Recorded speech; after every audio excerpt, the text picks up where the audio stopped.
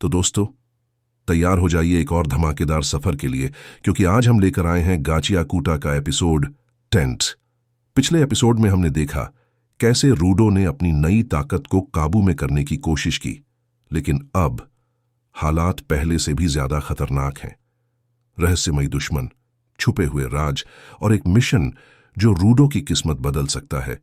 क्या रूडो इस लड़ाई में जीत पाएगा या फिर अंधेरे में छिपी ताकतें उसे तोड़ देंगी? आइए बिना वक्त गंवाए शुरू करते हैं गाचियाकूटा एपिसोड 10 का यह रोमांचक सफर।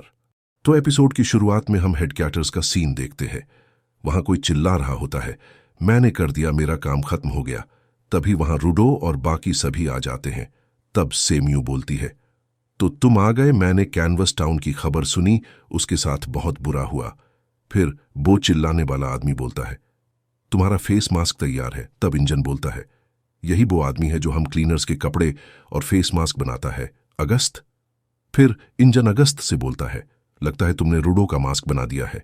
तब अगस्त बोलता है, हाँ मैंने बना लिया, और ये रूडो के बिल्कुल फिट आएगा, क्योंकि मैं उससे मिल तो नहीं पाया, पर जब वो सो रहा था तब मैंने उसका साइज नाप लिया था। तब रूडो बोलता है, तुमने मेरा साइज ले लिया, और वो भी तब जब मैं सो रहा था। फिर अगस्त बोलता है, हाँ मेरा नसीब अच्छा है जो तुम उस दिन गेट खुला छोड़कर ही सो रहे थे। तब इंजन बोलता है, रूडो तुम सच में गड्ढे हो।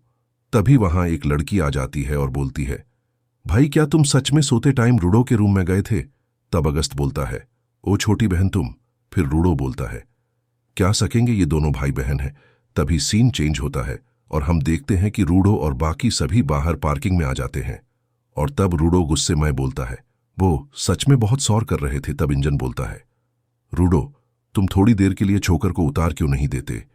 और आप सभी सोच रहे होंगे कि छोकर किससे कहते हैं, तो छोकर शायद इनका फोन है। जैसे कि हम किसी से बात करने के फोन का यूज करते हैं, वैसे ही किसी से बात करने के ये छोकर का यूज करते हैं। पर छोकर से सिर्फ उन्हीं लोगों से बात कर सकते हैं जिन्होंने एक दूसरे के साथ खून का आदान प्रदान किया हो। तब ग्रीस बोलता है, छोकर को गले में पहनते हैं और खून का आदान प्रदान बस इसीलिए करना है क्योंकि उससे दोस्ती और अच्छी हो जाती है, और तुम मुझे कभी भी कॉल कर पाओगे। तब रूडो बोलता है, हाँ जरूर मैं समझ गया। तब इंजन हंसते हुए बोलता है, तो अब जल्दी हमें अपना खून दो। फिर सीन चेंज होता है और हम सभी को गाड़ी में देखते हैं।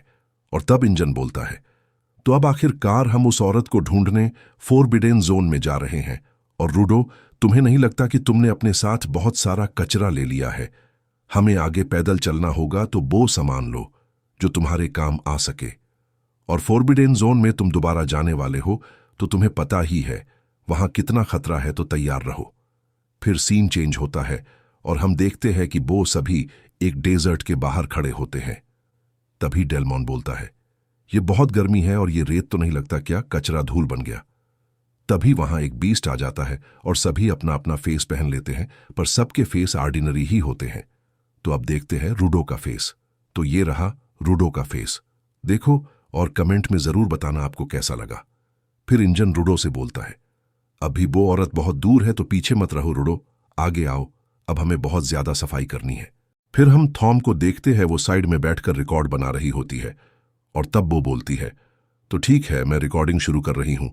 पहला विचित्र जीव जिससे हमारा सामना हुआ वह फोरबिडेन जोन था। उसका आकार एक बिच्छू जैसा था और उसका हमला करने का तरीका भी बिल्कुल बिच्छू की तरह ही लगता है। ये मानना ठीक रहेगा कि ये राक्षस अपने पंजों और पूंछ दोनों का इस्तेमाल हमले के लिए करता है। तभी हम देखते हैं सभी उस बिच्छू जैसे बीस्ट से लड़ रहे होते हैं। फिर हम रियू को देखते हैं, वो हवा में जंप करती है और उस बीस्ट पर अपनी कैंची से आतंक करती है, जिसकी वजह से बीस्ट का एक हाथ टूट जाता है।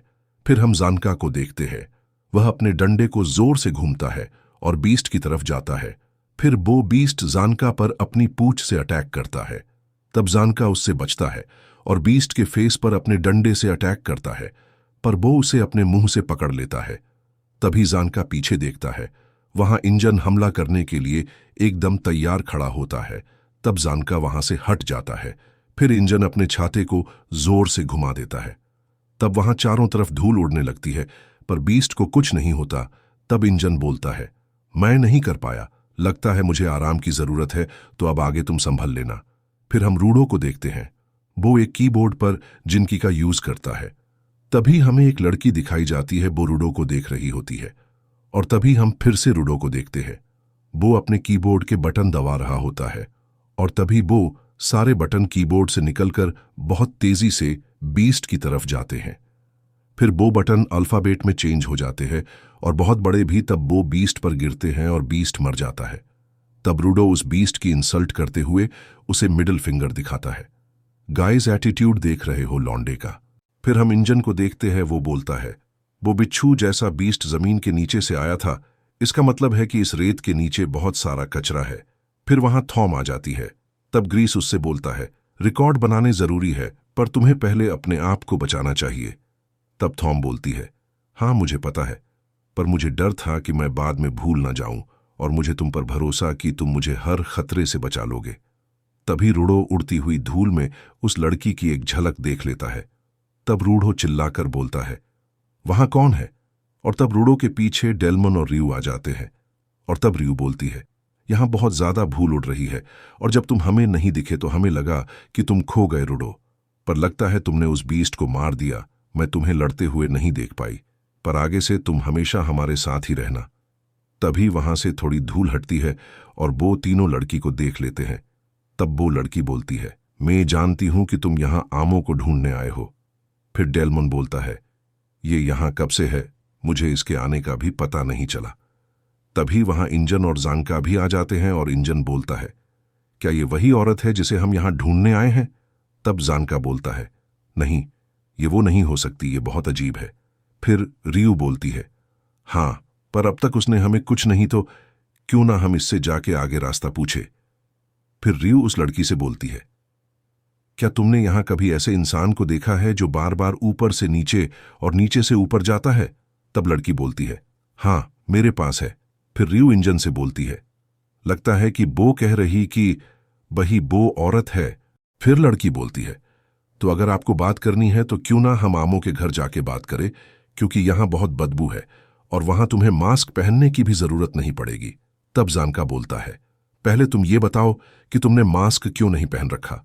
फिर रियू बोलती है, इंजन, अगर आप चाहे तो मैं उसके साथ जाकर बात कर सकती हूं। तब इंजन बोलता है, नहीं, हम सभी इसके साथ ही जाएंगे। मैं भी देखना चाहता हूं कि ये लड़की कौन है और क्या करना चाहती है।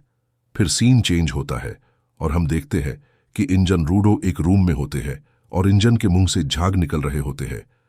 तब रूडो बोलता है, बिल्कुल नहीं, ये कैसे हो सकता है, और इंजन गिर जाता है। तो दोस्तों, ये था गाचियाकूटा का एपिसोड 10। एक ऐसा एपिसोड जिसने हमें फिर से याद दिला दिया कि इस दुनिया में भरोसा और विश्वास कितने कीमती हैं। रूडो की जर्नी अब और भी खतरनाक मोड़ पर पहुंच चुकी है और आगे क्या होगा, ये तो आने वाला समय ही बताएगा। अगर आपको ये वीडियो पसंद आया हो तो लाइक, शेयर और सब्सक्राइब जरूर करें ताकि आप गाचियाकूटा के अगले एपिसोड की हमारी डीप और डिटेल एक्सप्लेन मिस न करें। तो मिलते हैं अगले धमाकेदार एपिसोड में। तब तक के लिए एनिमी से प्यार बनाए रखिए और अपनी सोच को हमेशा क्लीन रखिए। मैं हूं विकास और आप देख रहे थे एनिमे रीड, जहां कहानियों की असली जान छुपी है।